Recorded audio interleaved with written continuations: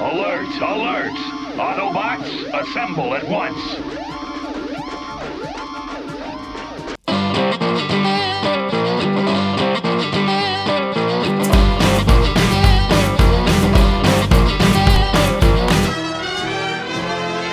Hi guys. Hello gorgeous. Back with another Transformers review. Today I'm going to be taking a look at a third-party Masterpiece Transformer, and a very special one at that. Oh, wouldn't you know it?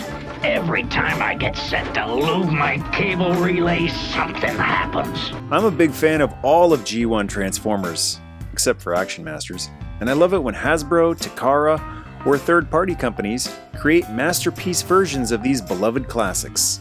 They're all very special to me, but if I had to pick one group in particular, it would be the 1984 Autobots. As you can see, my Masterpiece scale collection has become pretty epic, with a few glaring empty spots. Today I'm going to be filming one of the final mini-bot spaces on my shelves. Gears has finally been given a worthy Masterpiece rendition thanks to Badcube. He's part of their Old Timer series, which is fitting because he's one of the oldest, grumpiest sounding Autobots there is. That's easy for you to say. Your ponies don't squeak. There's some nice artwork on the back based on Gears' appearance on the Sunbow cartoon, and a great shot of Gears grinning on the side of the box. What did you do to Gears, you monster? You turned him nice. Although he was one of the original 18 Autobots that first came to Earth in the Transformers cartoon, Gears didn't actually get much screen time. Usually he was just relegated to sitting in front of Teletran 1 and conveying the trouble that was going on elsewhere. I've got a distress signal. Megatron and the Decepticons. I bet they're behind this. However, he did star in one fantastic episode written by Larry Parr titled Changing Gears. That episode was actually all about a teeny tiny accessory that's included with Badcube's Grump. I can't read Chinese, but I have a feeling the text says something along the lines of Gears' original tech specs. Gears is another great example of the realistic personalities that were given to the Autobots when it relates to war. His quote reads, "Nobody wins a war, somebody loses." His bio reads, "Gears is antisocial, a self-proclaimed misfit, finds fault in everything and everyone, acts this way to help cheer up others as they try to cheer him up.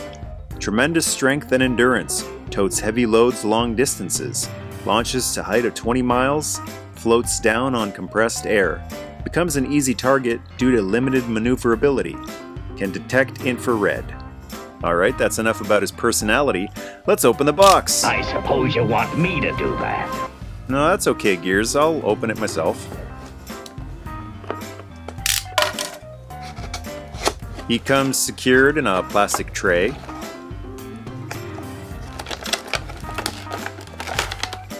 And also includes instructions, as well as some trading cards.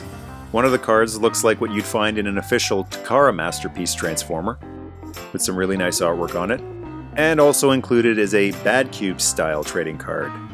They decided to go for the cartoon look here instead of the vintage toy look. And here are the instructions, which will walk you through his transformations step by step. In theory. Okay, but this probably won't work. You said it, Gears. Badcube's transformations can sometimes be a little too elaborate. Gears includes just 3 accessories. He includes his blaster, a welding tool which you can attach to his arm, and the personality chip that Megatron needed for his super weapon in the Changing Gears episode. For some reason, this little chip/tape thing is a very sought-after item. That Autobot is the key to my plan! And also for some reason, it regulates Gears' personality. When he has it, he's a real crusty bugger. But when it's removed, he's all sunshine and rainbows. What happened? I suddenly feel so good-natured. Some of the Autobots got lost in the shuffle, so Changing Gears was a really cool episode because it made Gears the MacGuffin. It took a relatively obscure, unused Autobot and it made him the center of the story, and a serious threat to the Autobots as well as mankind. A secret sensor scan of all the Autobots revealed that you alone have the special circuit I need. Here's his coolest gimmick in my opinion. His chest flips up, and there's a slot for his personality circuit. It's actually been pretty faithfully recreated from how it looked on the show. It's a little touch, but I'm really glad that it's there because other than the Changing Gears episode, Gears never really got much to do. For me, Gears having a removable personality chip is just as important as having a removable blaster. Just a heads up though, it is a little tricky to get it in there. I don't have the biggest, fattest sausage fingers, but I did have a little bit of trouble getting it in there. You might need to use a pair of tweezers. There. So, when do we roll out of here? This jungle humidity is giving me a cramp in my chronometer. And now that he's got his personality chip back, we need to make him grumpy again. So in another awesome gimmick that Badcube has included with this figure, you can change his facial expression. In order to make the swap, you can apply just a little bit of pressure to his eyebrow with your thumbnail. Now this is the surprisingly difficult part. The face is extremely tight. I'm talking really tight here. I'm giving it my all here to twist this thing. You might want to use a screwdriver on that black screw underneath his chin just to loosen this up a bit. It is crazy tight. I'm talking vibration. So you swing the face down, and now you've got boo-boo face gears. Oh, look at that punum. Another tricky part is to get the chip out again. You're definitely going to need tweezers for that part. How about we take a look at Gears' blaster? I thought you'd never ask. Gears! No! It's got a nice metallic blue paint job, and a hole in the barrel, which I always love, and it fires laser bolts.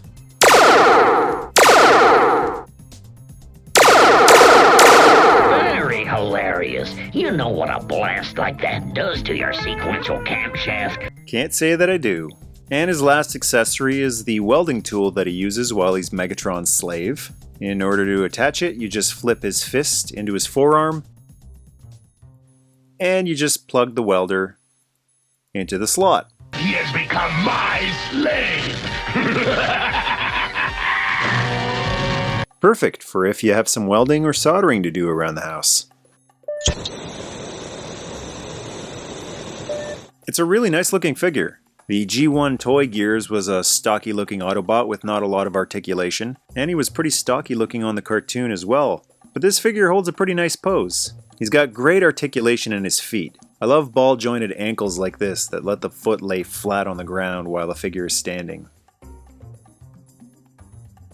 However, the knees have barely any range. Although the ankles have fantastic range and poseability, the knees do not. I don't get it! Yeah, I don't get it either. Because of this tab back here, you can't bend his knees back very much. In fact, they bend forward almost as much as they bend back. So he won't be able to do butt kicks. He's got some good articulation in his arms. Ball jointed shoulder. Elbow bends quite a bit. And he can do the splits.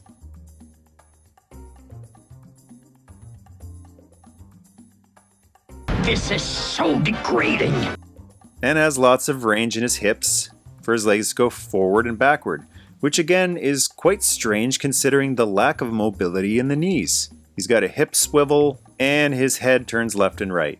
I wish his head had up and down articulation as well, but I think it would have taken away from that cartoon look. They would have had to put a gap in there, which would have sacrificed Gears' no neck stocky look. Excuse me, please. I don't want to be pushy, but aren't you forgetting something? I suppose I am, Gears. I'm sure there's a lot of people who want to see this guy transform. Well, unfortunately, you're not going to see it in this video. Now I'm mad. Oh, settle down. You see, I like my transforming to be fun. A lot of the transformations for the G1 Transformers were simple and fun, like G1 Gears. Push these in, flip these back, and you're done! Car mode. The trouble with some of these Masterpiece Transformers is that the transformations get very elaborate in order to have a tune-accurate robot mode and vehicle mode. Since I display my Masterpiece Transformers in robot mode, it's always a bonus for me when they come in bot mode in the box. Now if you're curious about what he looks like in truck mode, here's a picture.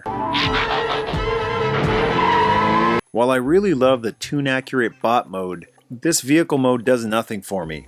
When it comes to vehicle mode, I prefer the G1 look.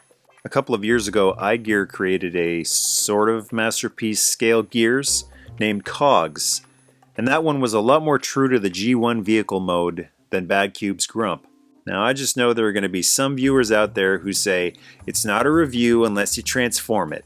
Well, I've watched a few other reviews on YouTube for this particular item, and what I've seen is people getting extremely frustrated trying to get this guy from robot mode to vehicle mode, coming close to breaking him in certain spots, and causing stress marks. My paint job is ruined! So no thanks to that.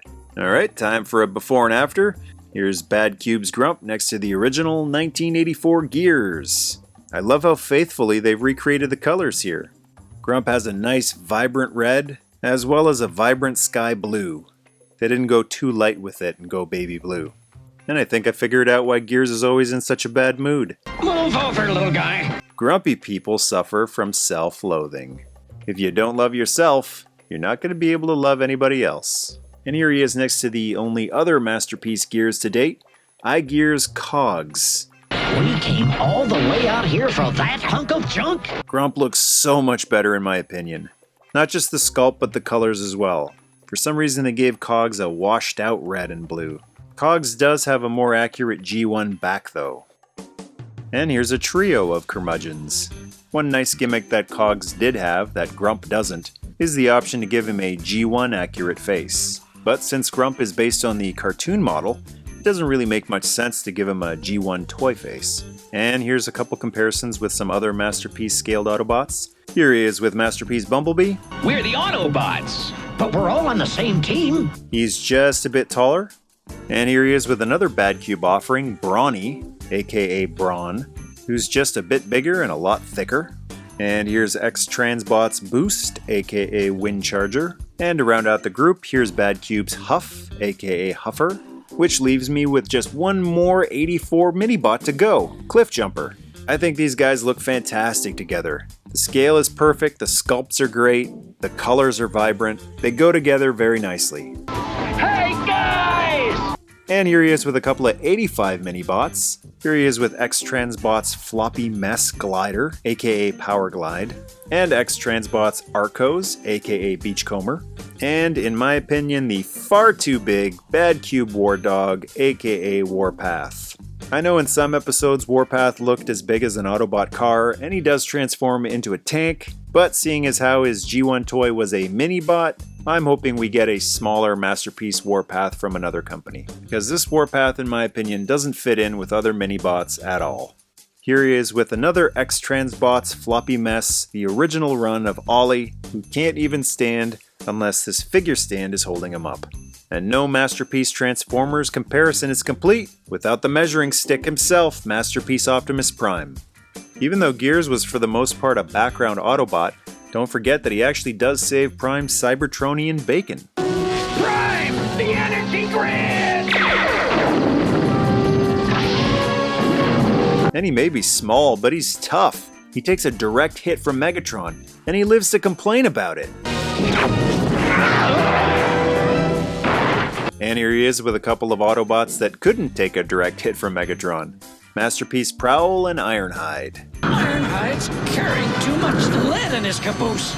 Here he is with X-Transbot's Apollyon, aka Megatron. Gears, I asked you for a favor. You won't disappoint me, will you? Well, no, I wouldn't want you to feel bad. And he's small and light enough for Skywarp to be able to hold without tipping forward. Yes, Skywalk, take him. He is going to be most valuable. He can also take quite a tongue lashing from your Masterpiece Starscream while he's filling Energon cubes. Fill the Energon cubes, Autobot slave! But there's only so much an Autobot can take. I'm gonna start kicking Transistor. Here he is taking Starscream for a spin. This time, the only thing you're gonna show me is your caboose! And he's not just a nice display piece. If you remove his personality chip, he'll actually do little errands for you. How can I help you, Megatron? You rotten hunk of scrap?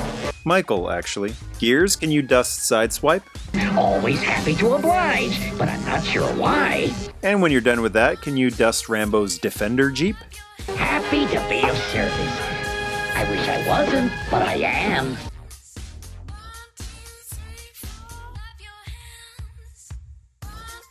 He also makes a great server when you're settled in for some cartoons.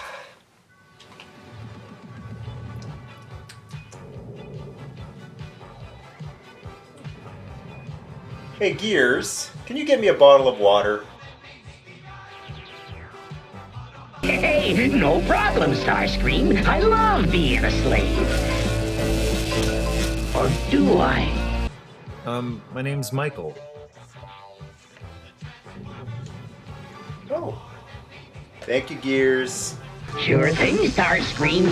Still Michael. I really hate to disappoint you, Starscream, but you better look behind you. Do you seriously expect me to fall for such a stupid trick? Oh, that's digging fantastic. We're rich gold. Hey, Gears, can you get me some peanuts too? Go ding your diodes and get defunct, Megatron. I'm not helping you do zilch. I honestly wasn't expecting much from this figure, but I'm really impressed. He looks great, and he's a lot of fun to play around with, especially the personality chip gimmick. There's just something magnetic about grumpy characters like Wolverine or Grumpy Bear from Care Bears. Although they're perpetually in a terrible mood, they're very entertaining to watch. So that's one more Masterpiece scale Transformer down. Only a few left to go until my updated 84 and 85 collection is complete. Remember to share the video if you enjoyed it. Feel free to leave a comment below, and to join the tribe, hit subscribe. Gears must stay.